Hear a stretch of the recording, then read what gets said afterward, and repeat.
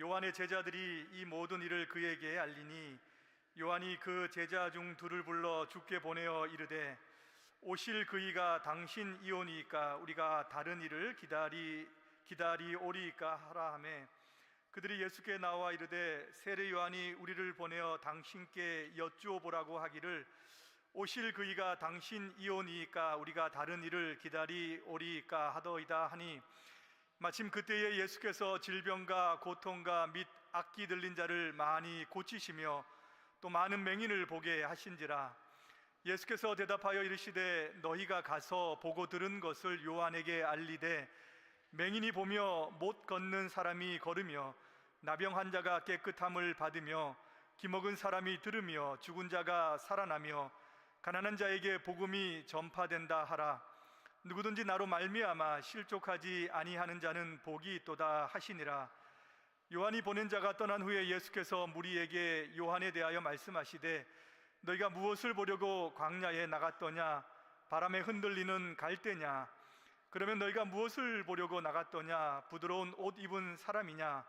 보라, 화려한 옷을 입고 사치하게 지내는 자는 왕궁에 있느니라. 그러면 너희가 무엇을 보려고 나갔더냐? 선지자냐? 옳다. 내가 너희에게 이르노니 선지자보다 훌륭한 자니라. 기록된 바 보라, 내가 내 사자를 내 앞에 보내노니 그가 내 앞에서 내 길을 준비하리라 한 것이 이 사람에 대한 말씀이라. 내가 너희에게 말하노니 여자가 낳은 자 중에 요한보다 큰 자가 없도다. 그러나 하나님의 나라에서는 극히 작은 자라도 그보다 크니라 하시니. 아멘. 의심에서 확신이라고 하는 확신으로라고 하는 제목으로 하나님의 말씀을 증거하도록 하겠습니다. 저는 시를 잘 모르지만 2004년도에 여러분 서울 광화문에 가시면 교보문고 앞에 본사 앞에 현판이 걸려 있잖아요. 글씨 현판이 있습니다. 2004년도에 그 도종환 시인의 흔들리며 피는 꽃이라고 하는 그 내용이 이렇게 기록이 되어 있어서 굉장히 유명해졌습니다. 제가 한번 읽어볼까요? 흔들리지 않고 피는 꽃이 어디 있으랴? 이 세상 그 어떤 아름다운 꽃들도 다 흔들리며 피었나니. 생략입니다. 비바람에 흔들리면서 이제 그런 과정을 거쳐가지고 꽃이 핀다는 것을 이야기하죠. 인생의 비바람, 폭풍, 의심, 고독, 슬픔, 흔들림, 이러한 모든 과정들을 통해서 우리 인생이 성숙해진다, 성장해 간다라고 하는 그런 의미를 아마 담고 있으리라 생각을 합니다. 또 여러분, 어떤 책 제목에는 이런 책 제목이 있어요. 1000번을 흔들려야 어른이 된다, 이렇게 이야기합니다. 수많은 실패와 넘어짐, 고통의 시간들은 어른이 되기 위해서 거치는 자연스러운 과정이다라고 하는 것을 이제 이 제목이 말하고 있는 거죠. 제가 시에 대해서 조예가 깊어서 이런 말을 드리는 것이 아닙니다. 우리의 믿음도 그렇다라고 하는 거예요. 우리의 믿음도 강하고 또 견고하고 또 큰 믿음이 가지고 우리가 살아가야 되겠지만 때로는 우리 믿음도 흔들립니다. 때로는 의심이 되기도 하고요. 또 하나님의 살아계심에 대해서 우리 마음 가운데 때로는 갈등이 일어날 때가 있습니다. 여러분, 오늘 우리가 읽었던 본문에 흔들리는, 사실은 갈등하고 있는 한 사람이 나옵니다. 바로 세례 요한이에요. 여러분, 세례 요한이 누구입니까? 세례 요한은 광야의 사람입니다. 이스라엘에 나타나서 회개를 외쳤던 사람이고요, 메시아의 길을 예비했던 사람입니다.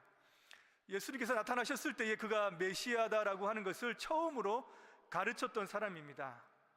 보라, 세상 죄를 지고 가는 하나님의 어린 양이로다. 예수님께서 그에게 나오자 그가 예수님께 세례를 베풀었죠. 그때 하늘이 열리고 성령이 비둘기같이 임하는 것을 보고 이는 내 사랑하는 아들이요 내 기뻐하는 자라 라고 하는 하늘의 음성까지 들었던 그런 사람입니다. 굉장히 확고했고 자기의 사명을 잘 감당했던 사람이에요. 근데 여러분, 지금 믿음이 흔들리고 있습니다. 내가 가르쳤던 그 예수가 지금 메시아가 맞는가라고 하는 그런 갈등과 의심 가운데 지금 있다는 거예요. 제자 2명을 보내서 당신이 오실 그이가 맞습니까? 아니면 우리가 다른 사람을 우리가 기다려야 됩니까?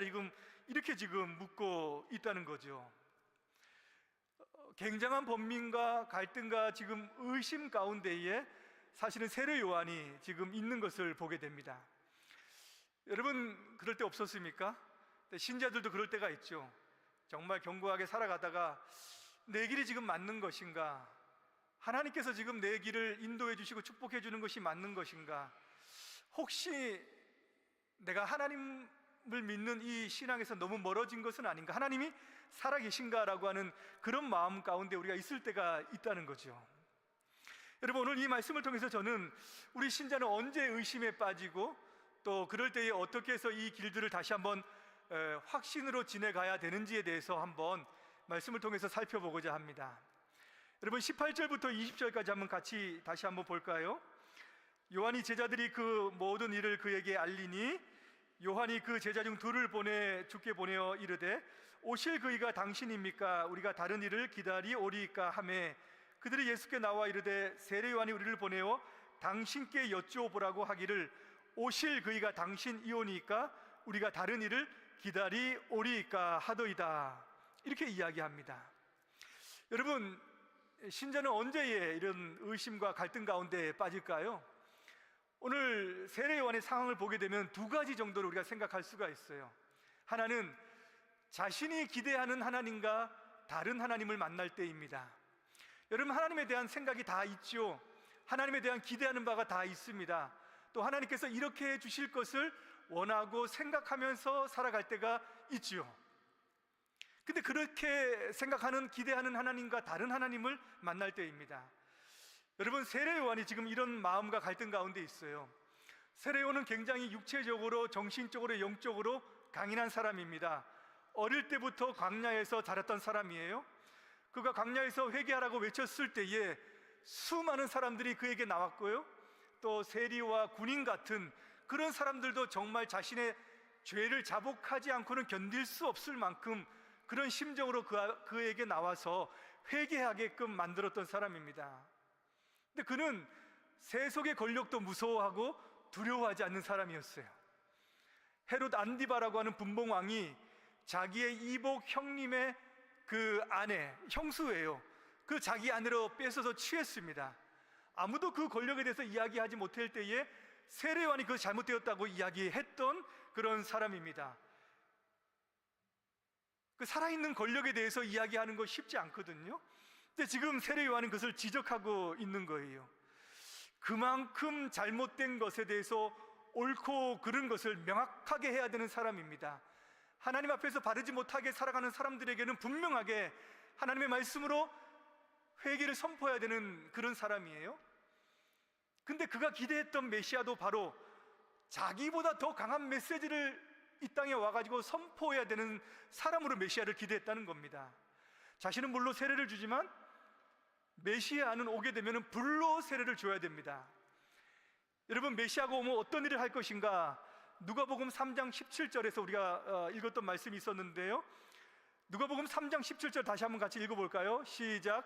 손에 키를 들고 자기의 타작마당을 정하게 하사 알곡은 모아 곳간에 들이고 쭉정이는 꺼지지 않는 불에 태우시리라. 이렇게 말씀하고 있어요. 벌써 이제 불이라고 하는 이미지가 나오죠. 굉장히 강한 이미지를 이야기합니다. 알곡과 쭉정이를 가른다는 거, 이건 뭘 얘기하는 겁니까? 심판을 이야기합니다.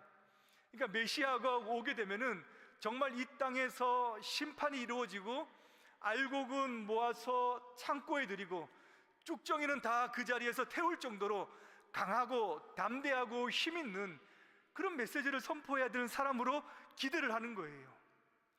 그런데 들려오는 소식이 너무 소소합니다. 메시아라고 생각하기에는 너무나도 작은 것들이에요.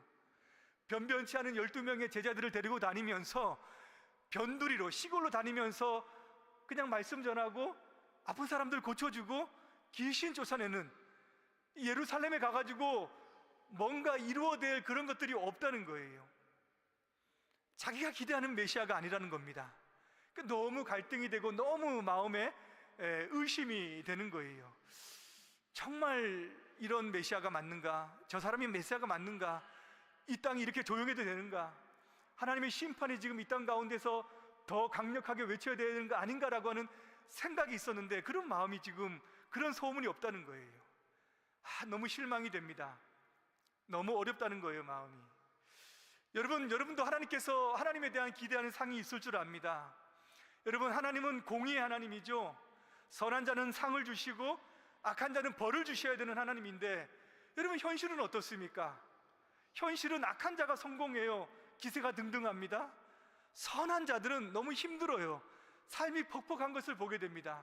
지금 하나님의 공의가 이루어지고 있는가라고 하는 갈등이 때로는 내 마음 가운데 이루어질 때가 있어요. 하나님은 사랑의 하나님입니다. 어려울 때 도와주시고 은혜와 자비와 긍휼로 모든 하나님의 백성들에게 우리가 기대하는 것 이상으로 그런 은혜를 베풀어 주셔야 되는 그 하나님이에요. 근데 현실은 어떻습니까? 남들이 경험하지 않는, 겪어도 되지 않는 그런 일까지 어렵게 가는 거예요. 남들은 쉽게 가는 길인데 나는 그것을 굳이 다 한 단계 한 단계 거쳐서 가야지만 되는 그 길을 하나님께서 나를 몰고 갈 때가 있다는 거예요. 아니, 사랑의 하나님인데, 그분이 아버지인데 나는 왜 이렇게 힘들게 가야 되는가라고 하는 그런 생각이 들 때가 있다는 거예요. 여러분, 그렇지 않아요? 아닌가 보네요. 나만 그런가? 우리 열왕기 하를 매일 성경을 통해서 보는데 답답한 것을 느끼고 이해되지 않는 그 내용들을 보게 돼요. 북이스라엘 왕 가운데에 가장 악했던 왕이 누구입니까? 아합이잖아요. 그 시대에 정말로 아합보다 더 악한 왕은 이세벨입니다. 여자 무시하면 안 돼요. 그 시대는 정말 하나님을 섬기는 그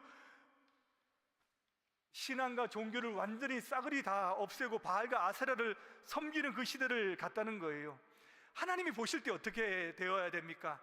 저거 당장에 지금 심판을 해야 되는데, 하나님께서는 그 시대에 가장 위대하고 역사상에 가장 훌륭한 위대한 선지자들을 보냅니다. 엘리야를 보내고 엘리사를 보내고, 그것도 한 7년 정도 하고 말면 되는데 몇 년을 했다고 말씀드렸어요? 75년. 내가 죽고서도 내 아들 때까지 그들을 보호해 주는 거예요. 그들을 계속 하나님의 사랑의 메시지를 보내주는 거예요. 이게 잘 이해가 되지 않는 겁니다. 사실은 그래요. 남유다도 마찬가지입니다. 여러분, 히스기야와 요시야 왕, 정말 최고의 선한 왕들이었어요.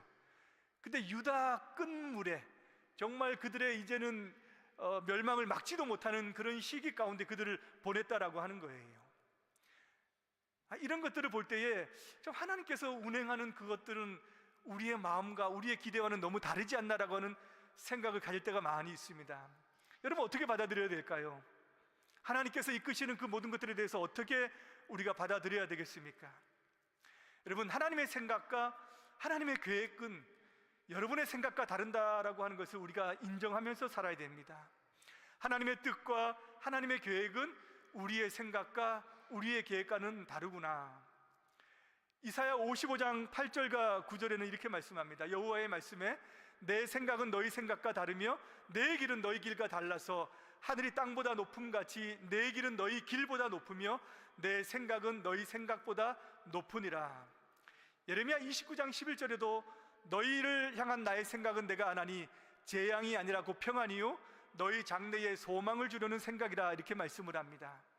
하나님의 뜻과 하나님의 계획은 수준과 차원과 격이라고 하는 차원에서 다르다라고 하는 거예요. 하나님께서 인도해 가시고 이끌어 나가시는 세상과 그 모든 삶은 우리가 생각하는 수준과는 다르다라고 하는 것을 우리는 인정해야 된다는 것입니다. 여러분, 요셉을 한번 생각해 보세요. 요셉이 결국은 뭐가 되었습니까? 애굽의 총리가 되었잖아요. 근데 그가 이끄는 생애를 보게 되면은 그렇게 가지 않고서는 애굽의 총리가 될 수 없어요. 그가 팔려가고 감옥에 들어가서 그 왕궁에 있는 사람들을 만나지 않고서는 총리가 될 수 없습니다. 오늘날로 생각하면은 그는 유목민이잖아요. 양치기입니다. 그가 애굽에 유학을 가가지고 공부를 해서 시험을 쳐가지고 애굽의 총리가 될 수 있을까요? 아니요. 그건 절대로 가능하지 않는 일입니다. 지금도 마찬가지로 상상할 수 없는 일입니다. 근데 하나님은 그를 총리로 만드시기 위해서 우리가 생각하지 못하는, 그도 생각하지 못하는 그 길들을 통해 가지고 하나님께서 인도에 가셨다라고 하는 거예요. 여러분, 모세도 마찬가지입니다. 모세는 이스라엘 백성들의 광야의 지도자잖아요. 근데 그는 왕궁에서 그가 개혁을 이뤄가지고 그 백성들을 이끌어서는 그 광야길을 인도할 수 없습니다. 절대로. 그가 광야에서 40년을 살았기 때문에 그 이스라엘 백성들을 광야길을 인도할 수 있는 그런 경험 많은 능숙한 지도자가 될 수 있었다는 거예요. 여러분, 이것이 하나님의 방법입니다. 이것이 하나님께서 이끄시는 하나님의 뜻이 그 가운데 있는 거예요. 세례 요한의 기도는 지금 심판이 이루어져야 된다는 겁니다. 정화가 이루어져야 된다는 거예요. 하나님의 불이 지금 나타나야 된다는 겁니다. 근데 하나님의 뜻은 그게 아니에요. 지금은 은혜의 때라는 겁니다. 지금은 사랑을 베풀어 줘야 된다는 거예요. 지금은 치유와 회복이 있어야 된다라고 하는 것을 이야기하고 있는 겁니다. 여러분, 하나님을 믿으십니까? 하나님을 믿으세요? 그러면 하나님을 믿으신다면은 하나님을 믿을 뿐만 아니라 하나님의 그 권능과 하나님의 계획과 하나님의 능력을 믿는다면은 우리는 또한 하나님의 지혜를 받아들여야 됩니다. 하나님의 지혜는 내 지혜보다 다르다라고 하는 거예요. 때로는 내 기대와 다르지만 더 높고 더 깊고 하나님의 다른 길이 있음을, 그분의 그 지혜의 부요함을 여러분 믿으시기를 바랍니다. 또 우리가 어떻게 할 때에 우리가 의심에 빠지고 힘든 갈등 가운데 있을까? 우리의 처지가 비관적일 때입니다. 우리가 너무 큰 극심한 고통과 어려움 가운데 있을 때에 그때 우리는 믿음이 흔들리고 의심에 빠지게 됩니다. 삶이 너무 어려워요. 환경이 너무 힘듭니다.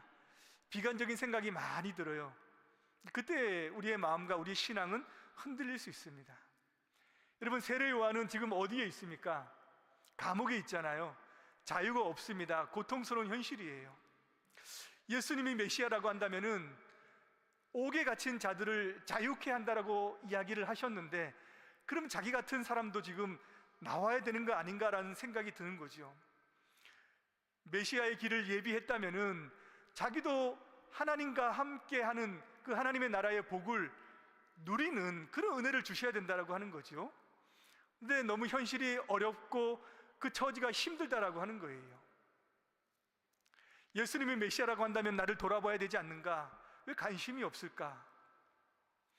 만약에 예수님이 메시아가 아니라고 한다면은 자기 인생은 너무 헛된 거잖아요. 30년 살아왔는데 예수님이 만약에 메시아가 아니라고 한다면은 너무 마음에 받아들이기 힘들었던 그 생각이 세례 요한 가운데에 있었던 겁니다. 그러니까 그 질문을 할 수밖에 없었던 거죠. 여러분, 신자들도 비관적인, 때로는 너무 처지가 힘들 때는 하나님의 믿는 믿음이 흔들릴 때가 있습니다. 박안서 씨가 삶이 너무 고통스러워가지고 1년 동안 하나님께 했던 말이 있다고 해요. 무슨 말입니까? 하나님, 한 말씀만 하옵소서. 한 말씀만 해달라는 거예요. 내 인생이 왜 이렇게 힘든지 딱 한마디만 해주면 좋겠다는 겁니다. 하나님 말씀해 주셨을까요? 한마디도 안 해주셨다는 거죠. 한 말씀도 하나님께서는 해주지 않았다라고 이렇게 고백을 합니다. 물론 다른 곳에서 나중에 해결을 받기는 했지만, 저도 얼마 전에 한국에서 연락이 왔습니다. 아주 신실한 분인데 같이 기도해 달라고 기도 제목을 보냅니다. 내용을 보니까는 건강검진을 했는데 종양이 발견되었어요 라고 이렇게 이야기하면서 지금 이제 검사를 기다린다고 하면서 기도 제목 몇 가지를 보냅니다. 근데 그분들을 생각할 때 저도 너무 성실한 분인데, 너무나도 신실하신 분인데 왜 저렇게 어렵고 힘든 그런 과정들을 하나님께서 주시는가, 이런 생각이 들 때마다 너무 하나님이 야속해요. 하나님이 정말 서운합니다. 마음속에 항의하고 싶은 마음이 들 정도예요. 그래서 목회를 하다 보면 이런 현실을 만날 때마다 너무 답답합니다. 그래서 뭐라고 위로해 주기도 어렵고, 그렇다고 하나님께서 그것을 어떤 신앙적인 대답을 해주기도 너무나도 힘이 든 때가 있다라고 하는 거예요. 욥이 만난 현실도 그렇잖아요. 앞에서 우리는 1장과 2장에서 욥에 대한 그런 아름다운 모습을 보지만은 그 부인은 뭐라고 이야기합니까? 차라리 하나님을 부인하고 죽으라는 거예요. 근데 고통의 현실을 당해보면은 욥의 부인이 하는 말이 정답입니다. 정답이에요. 다윗도 그렇잖아요. 자기가 범죄했음에도 불구하고 하나님께서 자기 가정에 주시는 이 불행은 너무 커요. 너무 큽니다. 너무 하나님이 서운하다는 거죠. 어떻게 이렇게 가혹하게 우리 가정 가운데는 하나님께서 이렇게 벌을 주실 수 있습니까? 내가 지은 죄인데 라고 하는 생각이 든다는 거죠. 여러분, 이렇게 우리의 현실 가운데에 삶이 비관적이고 또 처지와 형편이 어려울 때 이것을 어떻게 우리가 받아들이고 나가야 될까요? 사실은 고통에 대해서 많은 이야기를 해줄 수 있습니다. 또 그것에 대한 하나님의 뜻도 이야기해 줄 수 있지만은, 제가 여러분께 드리고 싶은 말씀은 하나님의 뜻은 다 모른다라고 인정하면서 가야 될 필요가 있어요. 하나님의 뜻은 다 모릅니다. 물론 고통이 주는 유익이 있습니다. 하나님의 메가폰이에요.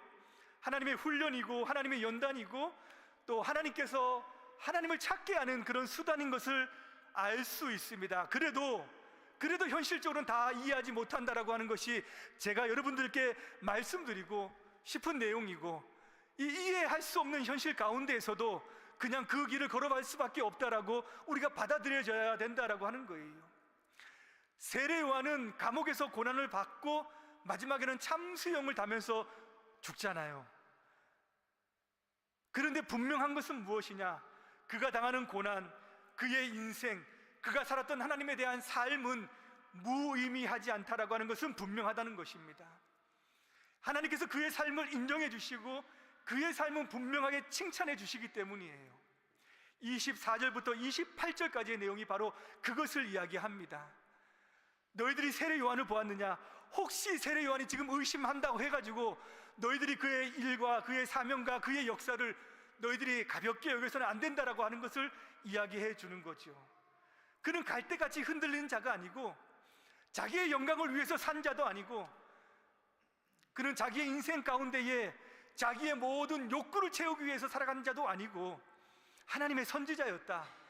하나님이 맡겨주신 삶을 끝까지 감당하기 위해서 애쓰고 수고하고 노력했던 위대한 선지자다, 훌륭한 선지자다라고 하는 것을 주님께서 분명히 인정해 주시는 거예요. 여러분, 이 말을 생각할 때마다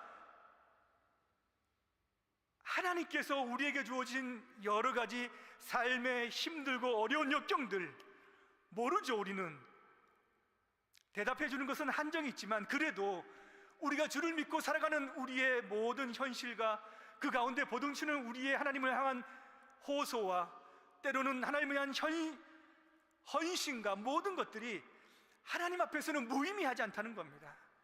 그것만큼은 주님께서 인정해 주시고 칭찬해 주실 줄을 믿습니다. 이것이 우리가 분명하게 받아들이고 살아가야 될 우리의 삶의 힘이고 능력인 줄 믿습니다. 이해할 수 없지만 하나님은 인정해 주세요. 우리의 삶의 한 걸음 한 걸음들을 다 가볍게 주님께서는 여겨주시지 않는 줄을 믿습니다. 지금은 거울을 보는 것처럼 희미하지만은 그날에는 우리가 얼굴과 얼굴을 대하여 모든 것을 보고 모든 것을 확인하고 또 주님으로부터 또 그런 은혜와 사랑으로 인도함 받을 줄을 믿습니다. 마지막으로 한 가지만 제가 살펴보고 싶은 것은 22절과 23절의 말씀이에요. 다 같이 한번 읽어볼까요? 시작. 예수께서 대답하여 이르시되 너희가 가서 보고 들은 것을 요한에게 알리되 맹인이 보며 못 걷는 사람이 걸으며 나병 환자가 깨끗함을 받으며 기먹은 사람이 들으며 죽은 자가 살아나며 가난한 자에게 복음이 전파된다 하라. 누구든지 나로 말미암아 실족하지 아니하는 자는 복이 있도다 하시니라. 아멘. 제가 이 말씀을 준비하면서 가장 고민했던 한 구절입니다. 무슨 말씀인지 알겠는데 이것에 대해서 제 마음 가운데 풀리지 않는 그런 내용들이 조금 있었어요. 그런데 이 말씀이 주어지는 가장 중요한 포인트는 눈에 보이는 것이 다가 아니다라고 하는 말씀입니다. 눈에 보이는 것으로 평가하지 말라는 말씀이에요. 그 가운데 있는 더 깊은 의미와 더 깊은 진리가 있다라고 하는 그 말씀을 주님께서는 하고 있습니다. 여러분, 제가 그림을 하나 준비했는데요. 이 그림을 한번 보세요. 그림 나옵니까? 여러분, 이 그림이 어떻게 보이시나요? 혹시 아시는 분도 있을지 모르겠습니다. 나이든 노인과 가슴을 내민 젊은 여인입니다. 제가 이 그림을 준비하면서 이걸 보여드려야 될까 말해야 될까 굉장히 고민을 했습니다. 어떻게 보면 외설적이기도 보이고 좀 망측한 그런 그림이기도 하잖아요. 근데 여러분, 이것은 실화입니다. 실화. 이 노인은 키몬이라고 하는 네덜란드 그쪽에 이제 애국자인데 왕의 노용으로 말미암아 감옥에 갇혔습니다. 왕은 참수형을 당할 때까지 먹을 것을 주지 말라라고 하는 명령을 내렸어요. 근데 이 여인은 그의 딸입니다. 페로라고 하는 딸인데 얼마 전에 해산을 냈어요. 근데 자기 아버지가 못 먹고 이제는 참수형을 당한다라고 하는 그 소식을 듣고 이제 마지막으로 면회를 온 겁니다. 아버지를 보는 딸의 심정이 너무나도 힘이 들어서 그래서 자기의 불어난 그런 젖을 먹이는 그런 내용이에요. 이것은 네덜란드의 자유와 독립을 상징한다라고 이렇게 상징하는 명화다라고 이야기를 합니다. 제가 말씀드리고 싶은 것은 눈에 보이는 것과 그 깊은 뒤의 현실은 다르다라고 하는 거예요. 예수님은 나는 메시아다, 나는 메시아가 아니다라고 대답하지 않습니다. 그러나 이사야 예언을 통해서 이 깊은 내용들을 한번 이해하라라고 말씀을 하는 거예요. 눈에 보이는 것, 육적 치유가 아니다라는 거죠.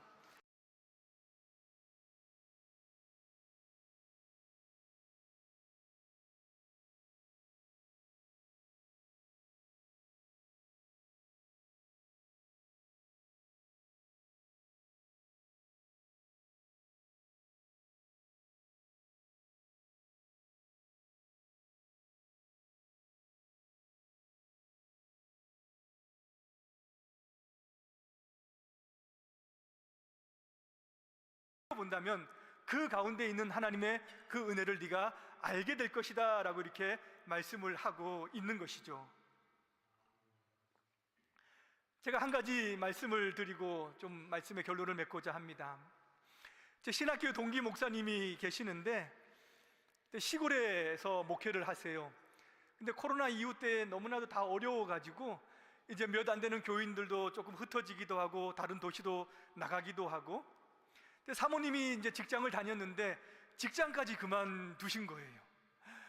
그러니까 삶에 오는 무게들을 견디지 못해가지고 밤에 잠이 오지 않고 엄청난 두려움이 몰려왔다라고 해요. 근데 목사님이니까 어떻게 해야 됩니까? 그래도 기도하면서 말씀을 보고 있는데 정말 날마다 잠을 자지 못하는 상황 가운데 우울증에 빠질 정도였다라고 하는 거예요. 근데 말씀을 붙잡고 읽다가 한 말씀이 자기 마음 가운데 들어오는데 그 말씀을 읽고 자기가 성경책을 덮을 뻔했다는 거예요.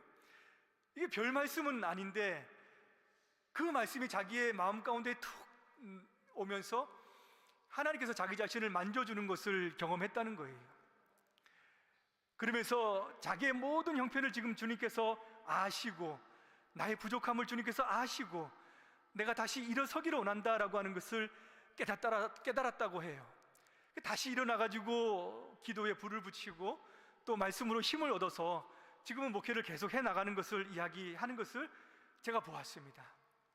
근데 그분이 그래요.